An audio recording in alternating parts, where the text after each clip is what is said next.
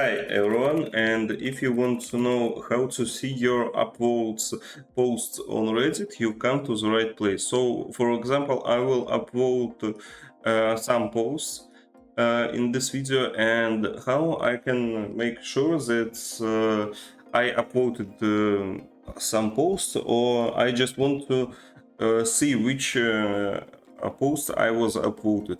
And to do it, it's quite simple. You just simply need to click on your account icon in the top right corner and click on view profile.